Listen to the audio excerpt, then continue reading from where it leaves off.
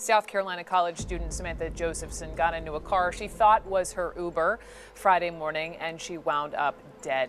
Three women walking down the 1200 block of Morris Street Wednesday night shortly before 11:30 when an unknown man comes up from behind and out of nowhere strikes one of them in the face. He turns, punching a second woman, knocking her down before going in for another hit. A 34-year-old woman was nearly kidnapped around 11 Thursday night. The car that passes her pulls over near Marigny Street. As the woman walks past, two men jump out the car. One grabs her and tries to force her inside. Memphis police say that they found Eliza Fletcher's body 4 days after she was abducted during an early morning jog. She went to church and was a member of the church that I went to youth group at on Wednesday nights with my friends from high school. And actually where she was abducted was probably a block or two up, I think. It's just very scary that someone was out running during their morning jog and didn't have the liberty of doing that on a Friday morning in September. If you can avoid it, like running at 4 in the morning, I'm afraid to do that.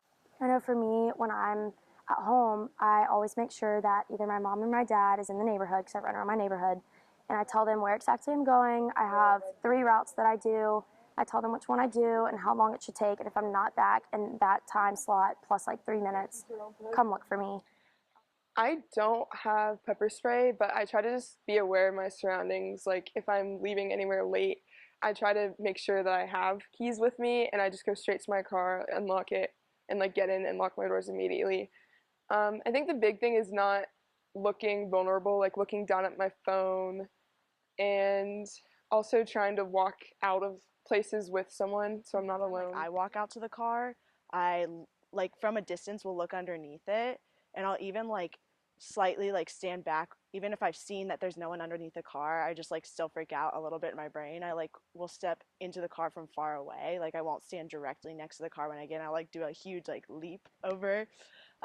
Another thing that I do is like when I walk out to my car like alone at night, I take my key, one of my keys, and just like hold it in between my finger so that someone like if someone comes at me, I can like immediately like hit them with my key.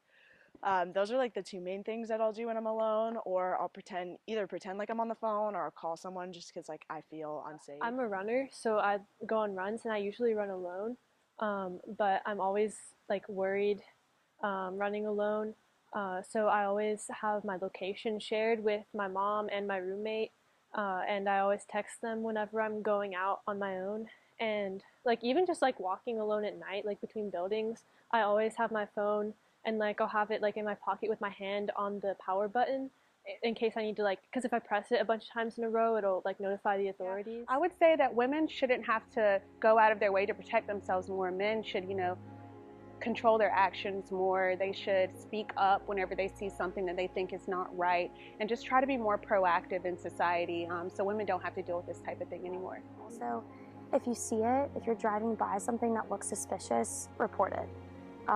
Step up, help out the women out there who are trying to do what's good for them, exercise and take care of the people around them, because it's getting to the point where it's not okay, and we're tired of hearing this, so.